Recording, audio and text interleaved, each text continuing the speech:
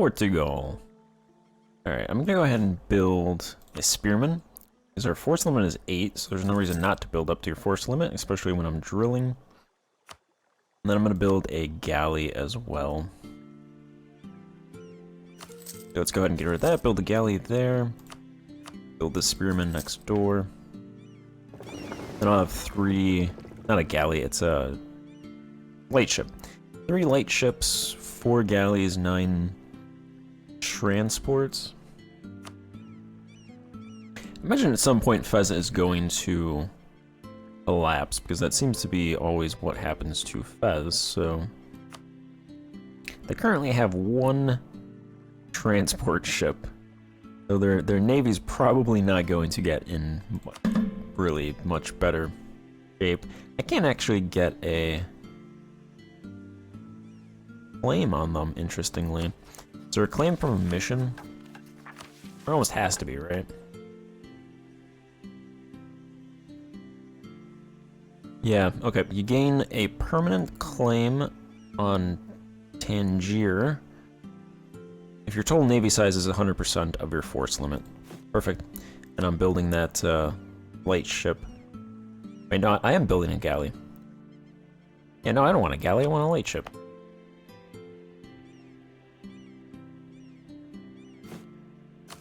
Yeah, get rid of that.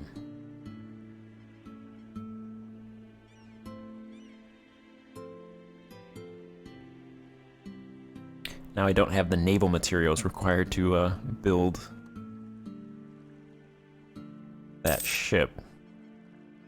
Maximum is 1,569. We use 8 per month, so we gain 13. Alright, let's actually bring these ships into port so I can build that quicker. So I can get that permanent claim. Florence is preparing to attack Pisa in a war of aggression.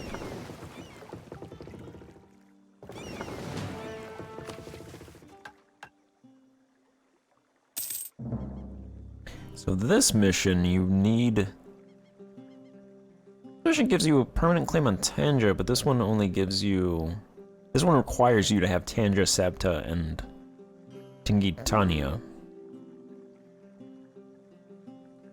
Alright, that gives you 15 army tradition.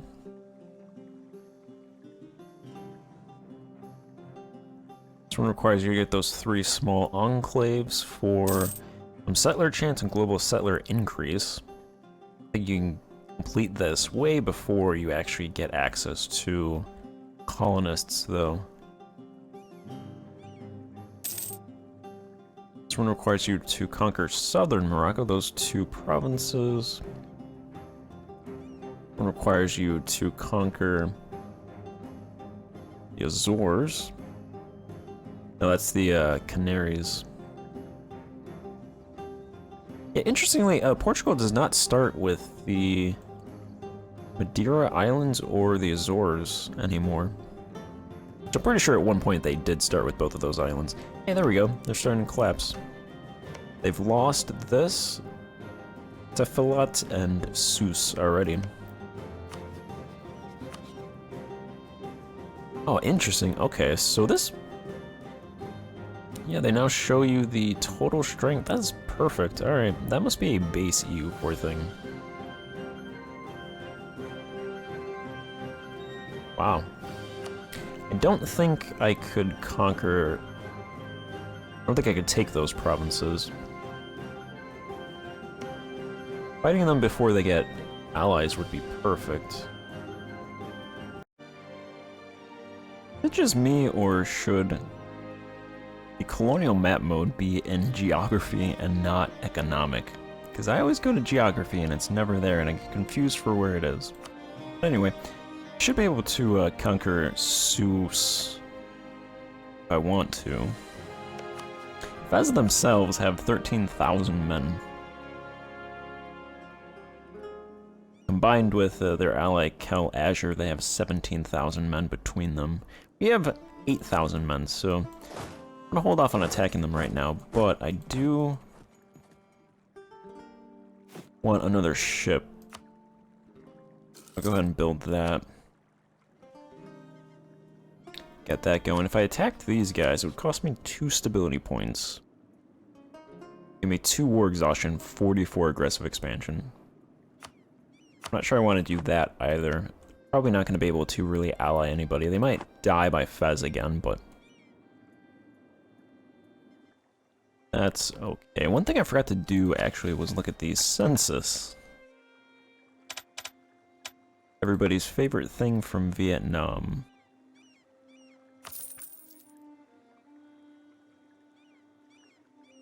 Yeah, they changed. Oh, okay. It's just a one button now. Interesting. Alright, so population. We have less than 1 million tenants. I wonder if they actually have this correct now. That seems like it would be correct.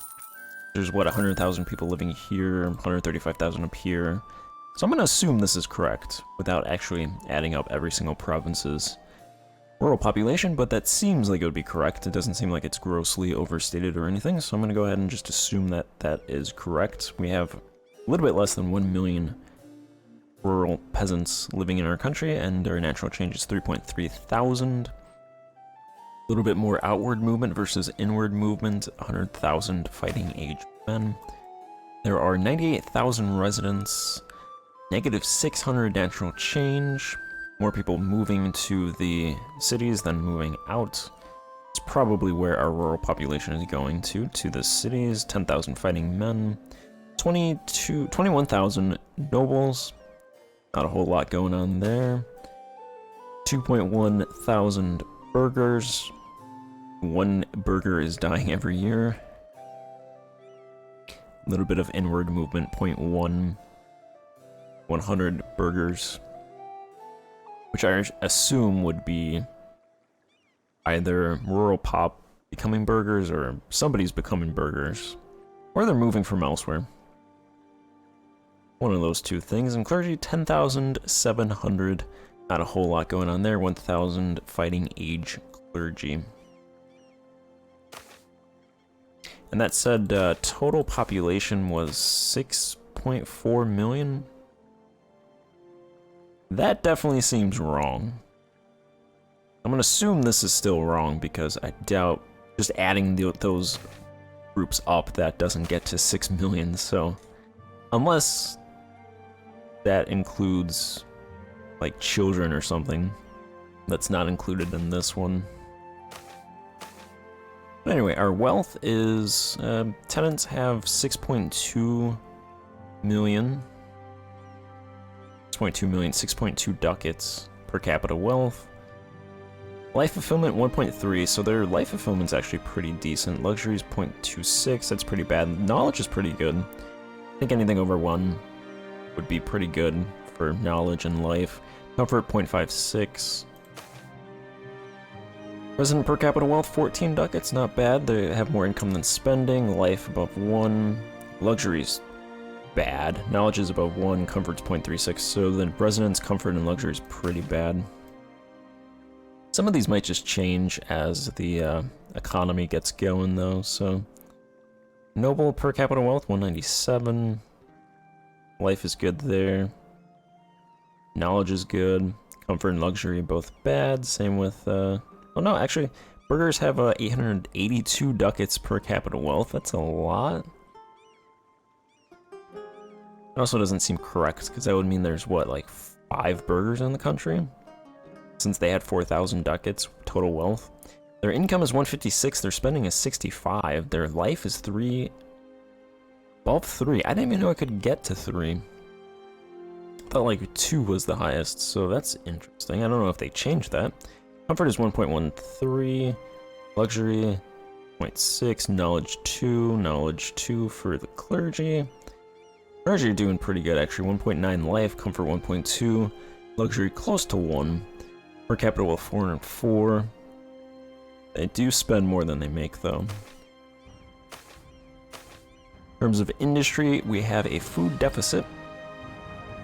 A little bit of a food deficit. Salt, we're really good. We should be good for salt, good on salt for a while since we have so many coastal provinces. But I don't believe we have any salt mines, so Eventually that would turn into a problem. Fiber is good, a little bit of a surplus there. A little bit of a deficit with fuel. Raw materials is good.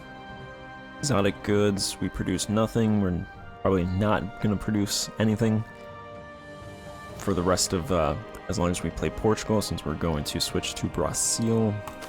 Demand 4.5. Consumer goods, a little bit of deficit there. Military, a little bit of a surplus.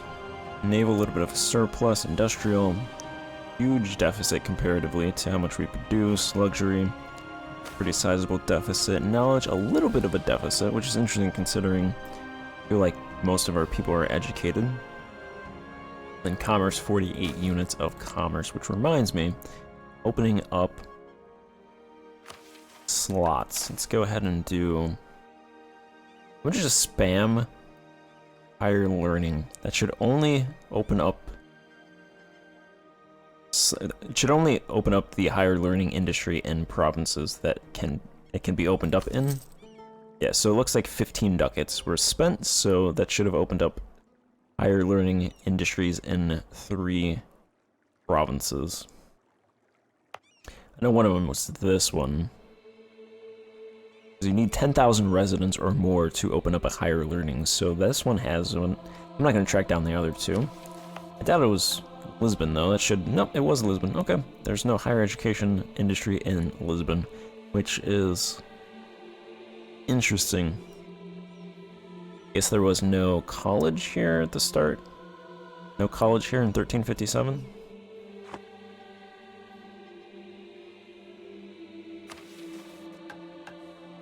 Let's see, what else do we want to open up? There are metal industries here. Metal. Assume there's a metal industry here as well. Any other inland provinces have mines that are not open? No, doesn't look like it. I assume all of the coastal provinces have mines already. This one actually... Okay, so we do have a mine. We have a salt mine in this province. Even though it borders the ocean, it is a salt mine because it produces rock salt. So that is 110 size, so that's pretty much maxed. Making 23 ducats. Pretty good. And it has a crop industry as well. I don't have to open that up. This one has sea salt and metal. Yeah, that's both open. Sea salt, that one has sea salt dye. Oh, this one is also salt too. Perfect. Yeah, that produces a little bit of rock salt.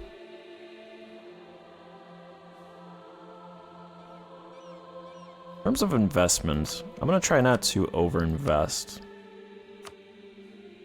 I want to put 10 ducats into Lisbon farming.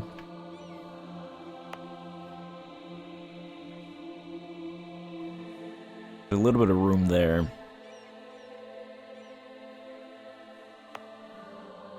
And then... I imagine most of the unemployment would be up to the north, so let's go ahead and do... I think raw materials was we had a surplus. We have a food deficit, so I should probably focus on food. We're good on salt. Fiber's decent. Fuel, a little bit less. Raw materials, yeah, we have a pretty decent raw materials surplus, so I'm not going to open up that. So I think I'll just focus on industry, consumer, and food. Put 8 ducats into Lisbon.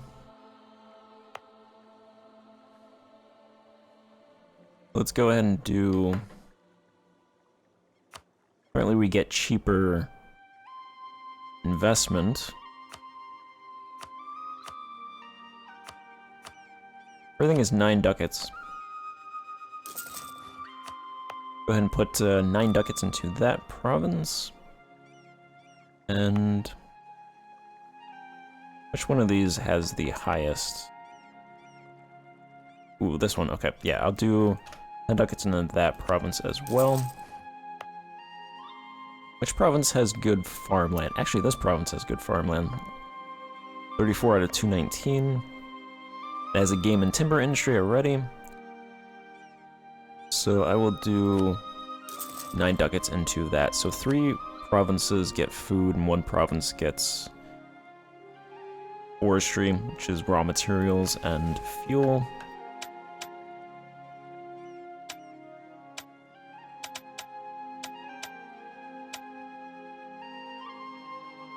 Okay. Looking at the ledger, Seuss has 26,000 manpower. This is a 4-province country with 14, 18, 23 development. I don't even think they have 30,000 people living in their country. Well, 177,000 people living in Sarodont. That's a lot. That must be the power of the nomads, right? Yeah, 126,000 nomads, so they must get like 25% manpower from the nomads, which is crazy to think about. They have about 8,000 troops, so they're pretty much on par with our country. Alright, the first July 27th. Oh, that was pretty quick. July 27th isn't it's bad, but it's not as bad as the beginning of the year calculation. Here's the mercenary companies, so I don't know if these, I assume these are just specific for our country, so if we ever wanted to build mercs, these will be available, unlike Crusader Kings 2, where mercenaries are shared by the entire world. I think these are just country specific, but we could get 3,000 infantry, 2,000 infantry, or 1,000 infantry, and they have 6,000, 4,000, 2,000 manpower pool respectively. 3,000 costs 50 ducats, 33, 16. It doesn't look like there's really any cost savings by buying mercenaries in bulk. So if I wanted 3 mercs, can't just build 1 merc by itself. I have to go through this company. And it would cost 0.85. Which is 0.28.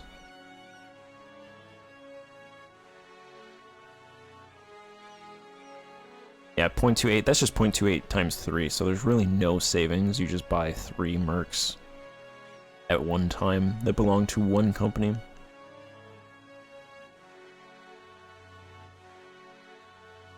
Which is pretty much the same cost as spearmen.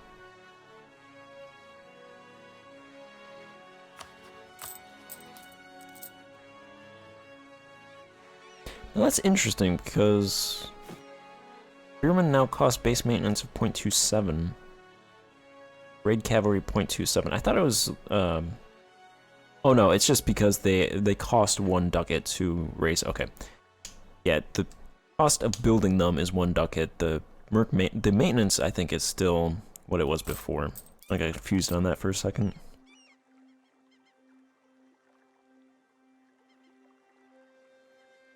I have my ships in port, so I'm gonna go ahead and just decrease their maintenance.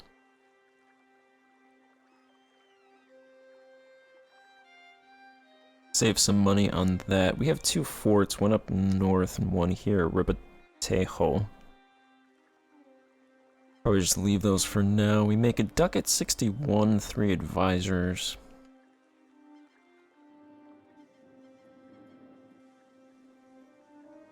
Commercialization is spreading very slowly. In 3 provinces, we'll get it at 1403. Which is about where we would get it before. So that's gonna take a while. I'm gonna end this part here. Probably go a little bit and then try to attack someone. I think in the beginning it's gonna be a little bit slower. I would rent out mercs if I could. Rent out condottieri, but I cannot do that. Just unfortunate because there's this big old war going on over here. But yeah, I'm gonna end this part. Thank you for watching. Goodbye.